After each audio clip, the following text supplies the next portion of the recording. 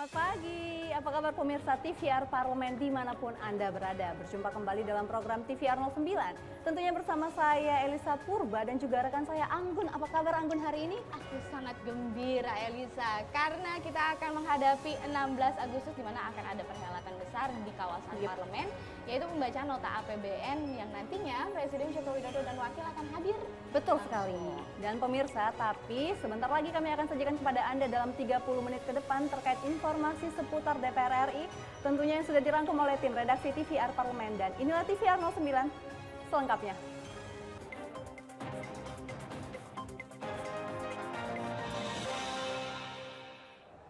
Pemirsa, mengawali informasi kita pada pagi hari ini ada dari Komisi 6 DPR RI yang mendukung pengembangan wilayah Badan Pengusahaan Kawasan Sabang atau BPKS untuk dikembangkan di berbagai sektor guna meningkatkan perekonomian masyarakat. Komisi 6 DPR RI dukung pengembangan wilayah Badan Pengusahaan Kawasan Sabang atau BPKS untuk dikembangkan di berbagai sektor guna peningkatan ekonomi masyarakat. Dalam kunjungan kerja Komisi 6 DPR RI ke Provinsi Aceh belum lama ini, Wakil Ketua Komisi 6 DPR RI Arya Bima mengatakan pengembangan wilayah BPKS ini penting mengingat potensi geografis Sabang yang luar biasa, terutama pengembangan di sektor perikanan, pertanian, perkebunan, pariwisata, disertai pembangunan SDM di dalamnya. Ini butuh ada keputusan politik baik di tingkat Aceh maupun di tingkat pusat. Nah, kami akan memfasilitasi untuk adanya pertemuan yang nanti Pak Gub akan mengirim surat kepada Komisi 6 dan kita akan undang stakeholder yang tadi direncanakan itu sudah jelas antara Menteri Investasi, Menteri BUMN, kemudian mungkin Dirjen dari PUPR, juga dari Kementerian Koperasi dan Pariwisata terkait pengembangan Aceh khususnya untuk wilayah Sabang dan pengelolaannya terutama. Sementara itu, pejabat Gubernur Aceh Ahmad Marzuki berterima kasih serta mengapresiasi kehadiran dan dukungan Komisi 6 DPR RI dalam pengembangan kawasan BPKS. Karena Komisi 6 berkenan berkunjung ke sini, bahkan menyarankan beberapa yang harus kami lakukan. Kita terima kasih sekali atas kunjungan Komisi 6 ke sini, mudah-mudahan perkembangannya cepat dan legacy dari semua yang ada di sini. Terima kasih. Harapannya, sinergi dan koordinasi dari seluruh pihak yang hadir dalam pertemuan tersebut bisa mempercepat pembangunan dan pengembangan BPKS Sabang. Dari Aceh, Dodi Muharam, TVR Parlemen melaporkan. Pemirsa dan Elisa, ini kita dapat berita dari Komisi 10 DPR RI, di mana mereka menjelaskan rezim indeks Scopus seringkali menghambat kelulusan mahasiswa doktoral atau S3. Nah, untuk itu Komisi 10 pun meminta Kemendikbudristek di sini mengkaji kembali terkait dengan prosedur pengangkatan guru besar di Indonesia. DPR RI menjelaskan, rezim indeks Scopus seringkali menghambat kelulusan mahasiswa doktoral atau S3. Untuk itu, Komisi 10 meminta Kemendikbudristek mengkaji kembali prosedur pengangkatan guru besar di Indonesia, khususnya terkait aturan publikasi penelitian melalui jurnal internasional terindeks Scopus. Anggota Komisi 10 DPR RI, Johar Arifin Hussein mengatakan, Komisi 10 DPR RI dengan Mendikbudristek sebelumnya sudah sepakat untuk menghapus persyaratan tersebut dan akan mengembangkan jurnal dalam negeri, seperti SINTA atau Science and Technology Index yang dimiliki Kemendikbudristek. Namun sayangnya, persyaratan Scopus masih ada hingga saat ini. Tentang Scopus kita memang sudah pernah di sini dan Menteri mengatakan ya kita akan tidak pakai Scopus lagi. Tapi prakteknya masih. Hasil penelitian kita kasih sama orang, kita bayar lagi. Kan 2 kali kita rugi. Berapa triliun sudah uang kita buang ke Scopus. Makanya hentikan kewajiban untuk Scopus. Silakan norma Scopus, silakan, tapi tidak wajib. Itu sudah kita sepakati sebenarnya. Wakil Ketua Komisi 10 DPR RI, Abdul Fikri Fakih, juga menyayangkan minimnya dukungan baik dari Kemendikbudristek maupun lembaga terkait untuk mengembangkan lebih jauh jurnal-jurnal internasional yang dimiliki dalam negeri, sehingga para mahasiswa tidak perlu mempublikasikan penelitiannya melalui Scopus. Kalau perlu menghidupkan jurnal-jurnal internasional, tetapi produk kita dari sini kan sebelumnya juga banyak sebetulnya. Tapi karena tidak ada support dari lembaga apapun, termasuk Kemendikbudristek juga tidak mensupport, yang tadinya masuk ke Scopus hilang juga. Tim Liputan TVR Parlemen melaporkan. Nah, Anggun, dikabarkan nih kalau industri semen saat ini mengalami permasalahan kelebihan pasokan atau oversupply. Nah, maka itu dikabarkan bahwa pemerintah ini melakukan moratorium untuk pembangunan pabrik semen di Indonesia. Tentunya kita akan bahas lebih dalam lagi, maka jangan kemana-mana pemirsa, tetap bersama kami di TVR 09.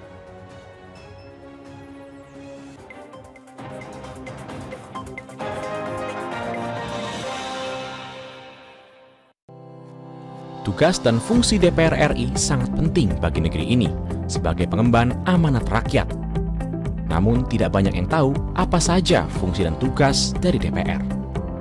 DPR mempunyai 3 fungsi pokok, yaitu legislasi, anggaran, dan pengawasan.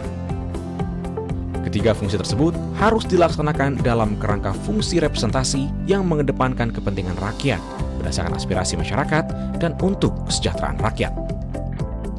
Dari fungsi legislasi, DPR RI mempunyai tugas dan wewenang untuk menyusun dan menetapkan program legislasi nasional bersama dengan pemerintah, menyusun dan membahas rancangan undang-undang, menerima rancangan undang-undang dari DPD, membahas rancangan undang-undang yang diusulkan oleh Presiden ataupun DPD, menetapkan undang-undang bersama dengan Presiden, menyetujui atau tidak menyetujui peraturan pemerintah pengganti undang-undang yang diajukan Presiden untuk ditetapkan menjadi undang-undang.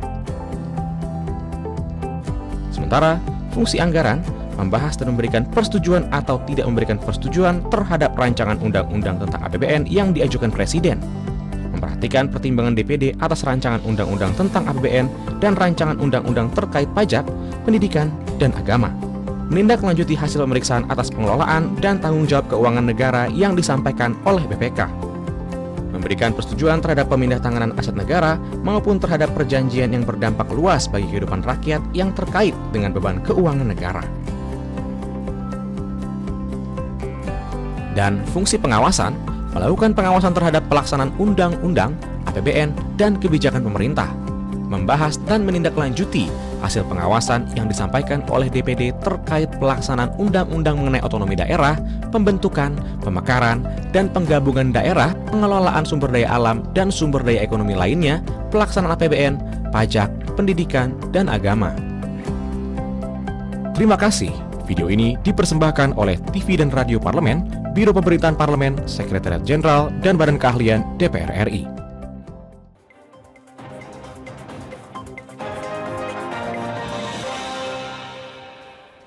Terima kasih pemirsa, masih bersama kami di suasana yang spesial di TVR 09. Dan pemirsa juga Anggun, seperti yang tadi saya sampaikan bahwa saat ini Komisi 6 sedang menyoroti permasalahan oversupply dari pabrik semen. Nah, di sini disebutkan bahwa Komisi 6 DPR RI juga mendorong untuk berkoordinasi dengan beberapa kementerian terkait dengan moratorium pabrik semen. Dan berikut liputannya hanya untuk Anda. Pemerintah memberlakukan penghentian sementara atau moratorium pabrik semen baru di Indonesia karena Indonesia mengalami kelebihan pasokan atau oversupply. Anggota Komisi 6 DPR RI menagih komitmen pemerintah menjalankan moratorium tersebut, menyusul adanya pembangunan pabrik semen baru di Aceh dan Kutai Timur. Di Gedung Nusantara 1 DPR RI, Andre Rosiade mengatakan, akibat oversupply semen, Indonesia belum membutuhkan pembangunan pabrik semen baru hingga tahun 2030. Ia meminta Dirut PT Semen Indonesia berkoordinasi dengan Kementerian BUMN, Kementerian Investasi, Kepala Bappenas, dan Kementerian Perindustrian untuk memastikan penerapan moratorium pabrik semen. Padahal di sini Bapak masukkan potensi permintaan semen untuk ibu kota IKN itu 21 juta ton. Orang pabriknya dibangun di situ kok Pak, di Kutai Timur dekat situ. Takutnya Semen Indonesia Group hanya jadi penonton. Apalagi kita tahu oversupply kita masih. Nah, untuk itu saya meminta manajemen Semen Indonesia Group juga menyampaikan ini ke Menteri BUMN, ke Menteri Perindustrian, dan juga Menteri Investasi. Nggak usah takut Pak, ya, untuk menyuarakan aspirasi ini. Kami juga rencana seharusnya mengundang Saudara Bahlil Haladia itu untuk datang. Tapi sama statusnya sama Menteri Perdagangan yang nggak juga datang hari ini. Andre Rosiade mengkhawatirkan pabrik semen di Kaltim yang dibangun oleh pihak asing asal Cina berpotensi mengancam industri semen tanah air, khususnya dalam memasok semen untuk bahan baku pembangunan ibu kota negara baru. Fitian Aunilah, TVR Parlemen, melaporkan.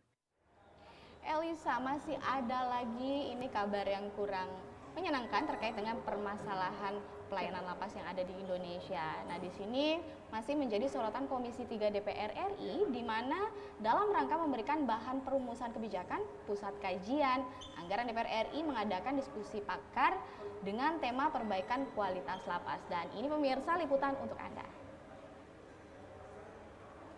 Indonesia masih menjadi sorotan Komisi 3 DPR RI.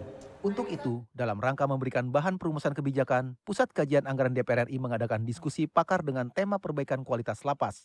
Kepala Pusat Kajian Anggaran DPR RI Helmizar mengungkapkan, isu pelayanan lapas merupakan salah satu isu yang paling banyak dibahas di Komisi 3 DPR RI. Oleh karena itu, Pusat Kajian Anggaran DPR RI mengadakan FGD dengan Guru Besar Kriminologi Universitas Indonesia, Andrianus Eliasta Meliala, dan Sekretaris Direktorat Jenderal Pemasyarakatan Kemenkumham Heni Yuwono untuk berdiskusi mengenai perbaikan kualitas pelayanan lapas. Selanjutnya hasil diskusi ini akan diolah dan dianalisis untuk menjadi bahan perumusan kebijakan bidang anggaran. Dan lebih dikhususkan lagi kami di Komisi 3 sedang menyusun kajian dan analisis terkait dari Kementerian Kumham, karena jumlah mitra kerja juga cukup banyak ya, jadi kami ambil hal-hal yang sangat menarik dan menonjol yang biasa dibahas oleh Komisi 3 terkait dengan lapas maupun rumah tahanan. Andrianus menyebutkan perbaikan kualitas pelayanan lapas bukanlah hal yang mudah. Andrianus menilai tidak etis jika hanya menyalahkan pihak Kemenkumham, mengingat banyak tantangan yang harus dihadapi, salah satunya keterbatasan anggaran. Tapi juga saya dalam hal ini mendorong kepada teman-teman Pusat Kajian Anggaran juga tidak juga dengan mudah mengamini ya, harapan mereka untuk ditingkatkan anggarannya. Kenapa? Karena Rp1.000 pun ditingkatkan dalam rangka bahan makanan, karena jumlah warga binaan yang sudah demikian besar, maka tentu akan membebani negara pada akhirnya. Ken Suari, TVR Parlemen melaporkan. Dan pemirsa, informasi berikutnya kita beralih terkait dengan Badan Keahlian DPR RI yang menggelar seminar terkait narapidana perempuan. Di sini disebutkan bahwa seminar ini membahas tentang penguatan hak dari warga binaan perempuan untuk meningkatkan kualitas sistem permasyarakatan yang lebih baik. Badan Keahlian DPR RI menggelar seminar hasil penelitian mengenai hak narapidana perempuan oleh Nukila Evanti, Direktur Women Working Group atau WWG, dan Ade Adhari, Direktur Eksekutif The Crime ICAF Universitas Diponegoro. Seminar ini membahas tentang penguatan hak warga binaan perempuan untuk meningkatkan kualitas sistem permasyarakatan yang lebih baik. Seminar ini juga berkaitan dengan Undang-Undang Nomor 22 Tahun 2022 tentang pemasyarakatan. Makanya tadi kalau bicara soal fasilitas khusus bagi perempuan dan anak dari narapidana perempuan, maka kalau polanya, standarnya menggunakan fasilitas LP yang sekarang nggak akan ketemu, ya.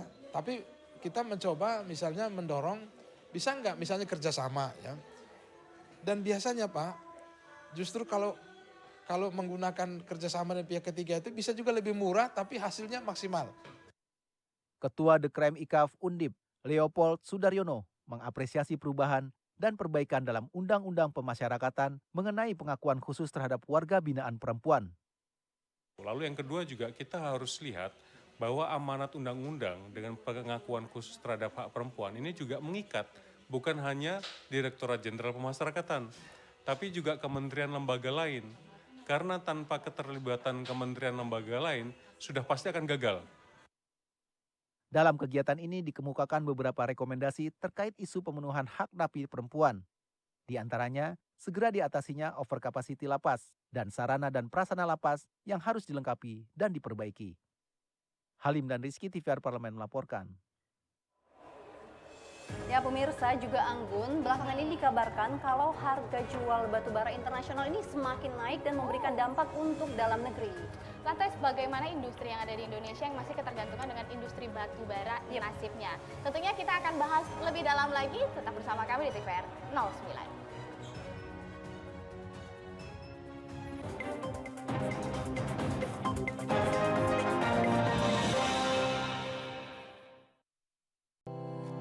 Tugas dan fungsi DPR RI sangat penting bagi negeri ini sebagai pengemban amanat rakyat.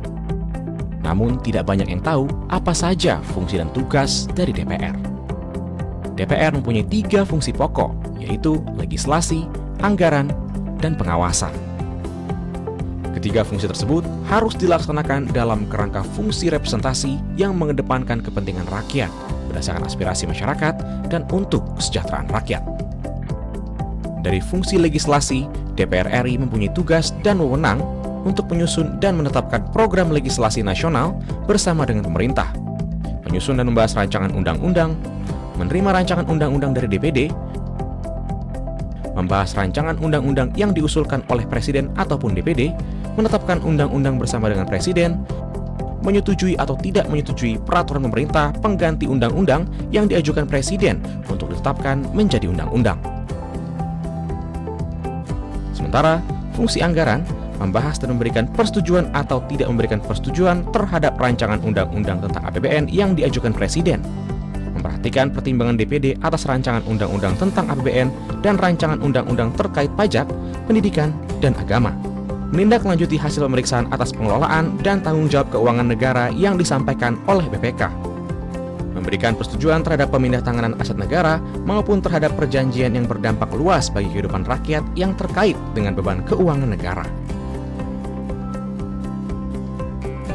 Dan fungsi pengawasan, melakukan pengawasan terhadap pelaksanaan undang-undang, APBN, dan kebijakan pemerintah, membahas dan menindaklanjuti hasil pengawasan yang disampaikan oleh DPD terkait pelaksanaan undang-undang mengenai otonomi daerah, pembentukan, pemekaran, dan penggabungan daerah, pengelolaan sumber daya alam dan sumber daya ekonomi lainnya, pelaksanaan APBN, pajak, pendidikan, dan agama.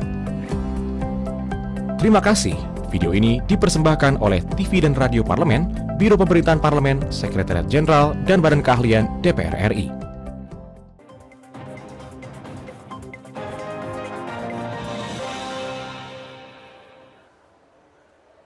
Dan pemirsa, terima kasih Anda masih bersama kami di TVR 09.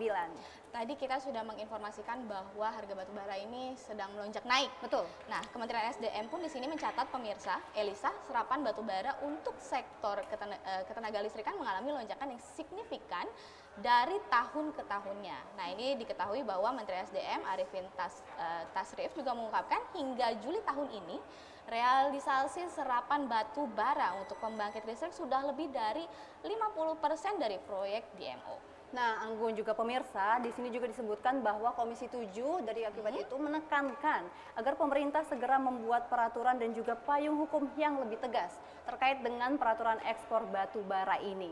Tentunya kita sudah merangkum semua informasinya dalam segmen editorial Parlemen berikut ini.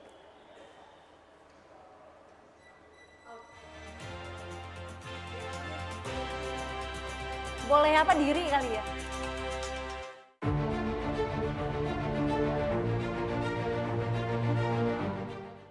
Kontrak kerja batubara yang ada sekarang dinilai mengancam suplai batubara ke PLN, dikarenakan para pemasok yang lebih memilih menahan pasokan batubara.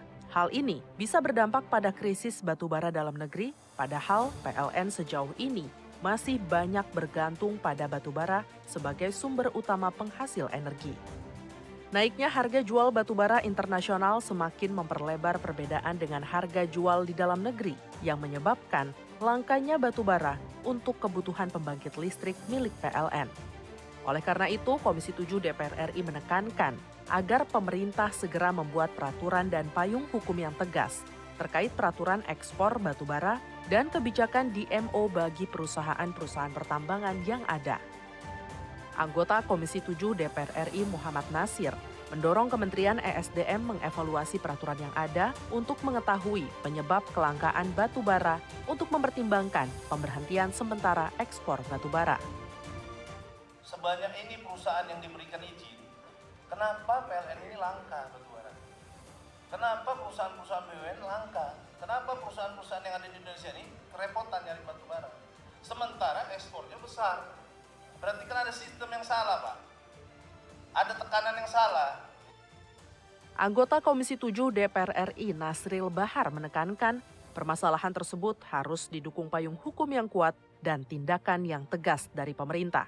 Nah, ini pertanyaan kami, Pak. Kenapa tidak dipatuhi dan tidak dipenuhi tuntutan undang-undang, tuntutan peraturan pemerintah, terakhir dengan Permen SDM, sama sekali tidak dipatuhi. Anggota Komisi 7 DPR RI Diah Nurwitasari menambahkan, selain kebijakan di MO dan BLU, pemerintah diharapkan dapat mengevaluasi jumlah royalti progresif pada PNBP batubara yang dianggap terlalu rendah. Nah mungkin ke depan kita perlu ada tambahan layer gitu. Ketika misalnya harga batubara di atas $200, ketika batubara di atas $300, seperti apa kemudian kebijakan PNBP-nya misalnya.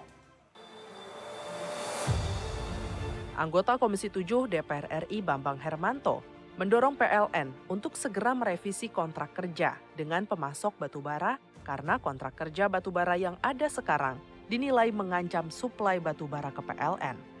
Bagaimana PLN bisa merevisi kontrak kerja dengan para supplier yang selama ini sudah terjadi dari sisi harga, terutama untuk menyeimbangkan antara harga ekspor dengan harga dalam negeri. Karena kalau itu tidak dirubah, sampai kapanpun saya kira yang namanya supplier pasti dia akan memilih mana yang lebih tinggi harganya. Anggota Komisi 7 DPR RI Muhtarudin mengatakan, jangan sampai ada penyetopan ekspor batubara. Untuk itu, ia mendorong percepatan payung hukum berupa Perpres segera diterbitkan sebagai solusi jangka panjang untuk mengamankan pasokan batubara dalam negeri. Nah, payung hukum yang sekarang sedang ongoing, yang sedang diajukan oleh Menteri SDM itu adalah Perpres. Dan saya kira ini kita sepakat bahwa Perpres itu solusi yang cepat dalam rangka membuat payung hukum terhadap pelaksanaan BLU ini. Sementara itu, Menteri ESDM Arifin Tasrif mengatakan pembentukan BLU ini sudah di tahap finalisasi, tinggal menunggu izin prakarsa.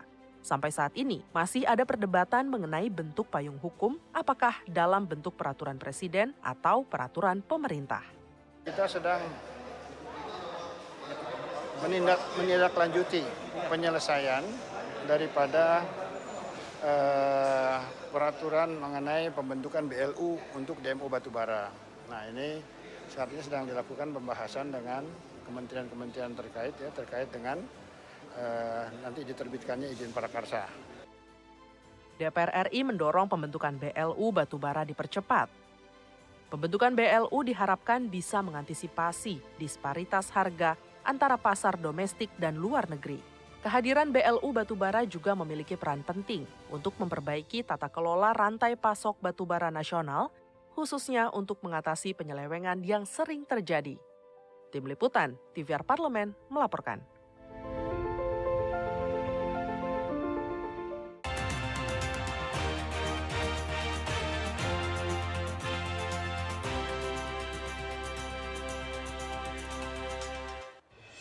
Dan pemirsa, itu tadi informasi terkait dengan kenaikan harga jual batubara internasional. Dan Anggun, mungkin kita bisa beralih ke informasi lebih santai kali ya.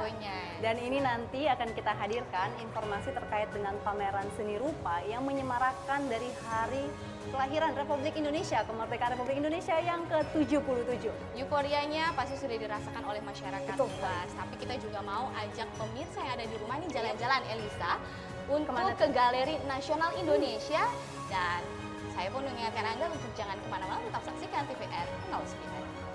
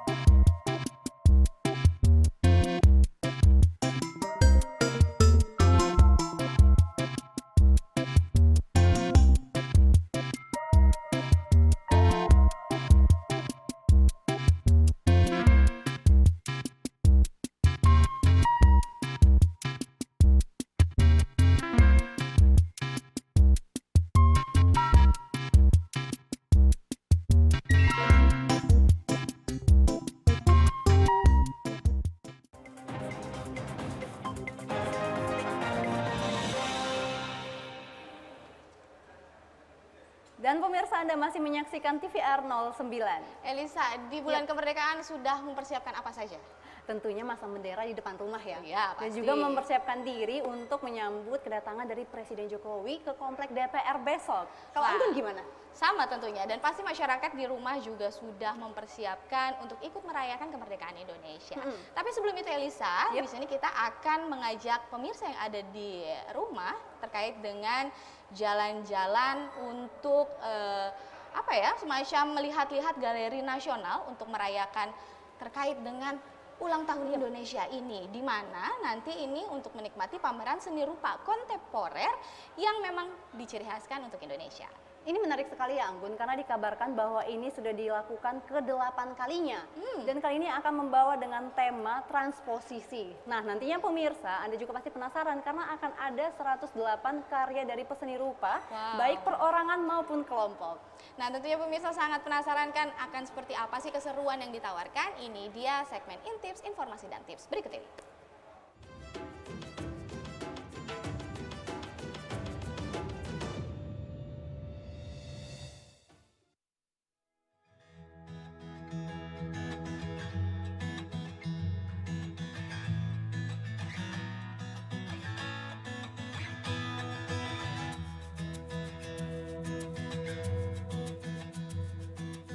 Dalam bulan kemerdekaan Republik Indonesia tahun ini, kami ajak pemirsa TVR Parlemen berkunjung ke Galeri Nasional Indonesia.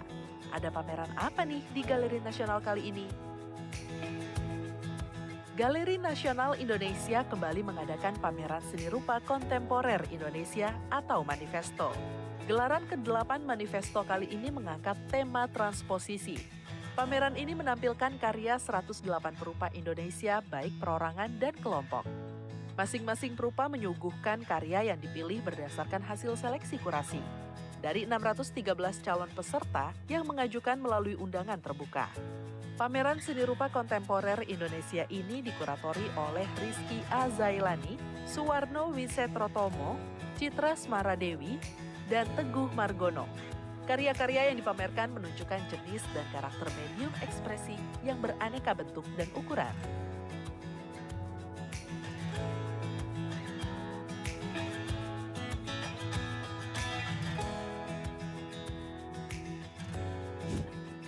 Pameran Manifesto terus menegaskan dua hal penting terkait perkembangan seni rupa kontemporer Indonesia yang kini telah mengembangkan model apresiasi publik. Gagasan penciptaan karya-karya seni rupa kontemporer Indonesia kini telah menjadi khas yang signifikan karena selalu menghubungkan dinamika kemajuan masyarakat kontemporer. Transposisi sebagai tema kerja kurasi maupun judul pameran kali ini lebih dari sekedar undangan bagi para seniman untuk menentukan posisi dan peran kerja penciptaan seni mereka yang baru. Tema transposisi menganggap penting upaya pengetahuan dan kesadaran para seniman untuk terus memeriksa kamus gagasan, serta tindakan penciptaan seni yang sebelumnya telah dikerjakan masing-masing seniman yang selalu terbarukan.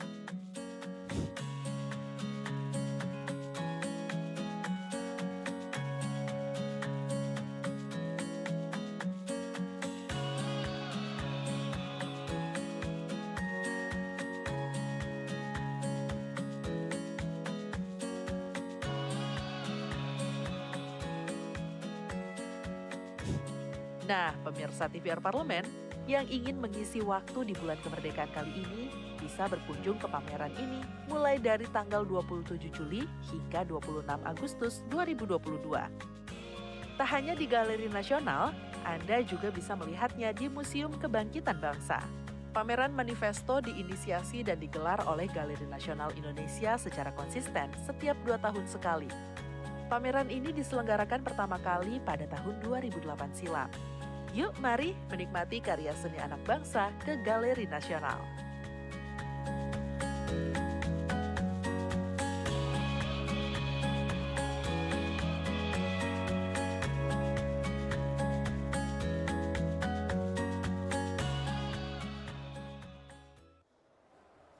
Nah Anggun, gimana? Mulai tertarik ini untuk menyaksikan pameran seni rupa itu nanti? Sepertinya setelah ini kita akan menyempatkan waktu untuk bisa datang langsung ke sana. Betul sekali, dan saya kayak bareng kali Kita ya. bareng ya? Iya. Boleh. Oke. Karena ini sangat menarik ya pemirsa, dan itu tadi informasi dan tips dari seni rupa kontemporer. Dan sebelum menutup acara TVR 09 kali ini, kami informasikan pada pemirsa bahwa besok di tanggal 16 Agustus 2022, jangan lewatkan akan ada pidato Presiden Republik Indonesia dalam rangka sidang tahunan MPR RI dan juga sidang bersama DPR dan DPD, serta akan ada sidang paripurna DPR RI tentang RAPBN tahun anggaran 2023. Nah, tentunya pemirsa acara esok ini akan disiarkan secara langsung dari jam 7 pagi waktu Indonesia Barat yang dapat Anda saksikan di TVR Parlemen, tentunya juga di sini maupun di sejumlah media sosial dari TVR Parlemen, baik Facebook, Instagram maupun YouTube. Dan tentunya kami juga sudah bekerja sama dengan berbagai TV nasional yang ada di Indonesia. Dan pemirsa TVR Parlemen, demikianlah TVR 09 edisi pagi ini. Kami ingatkan untuk tetap waspada pada persebaran virus COVID-19 dan tetap patuhi protokol kesehatan dimanapun Anda berada. Tentunya segenap kru yang bertugas mengucapkan terima kasih telah menyaksikan TVR 09. Dan saya Anggun Oktarini juga rekan saya. Saya Elisa Purba dan sampai bertemu kembali pada TVR 09 selanjutnya. TVR Parlemen, Referensi Indonesia.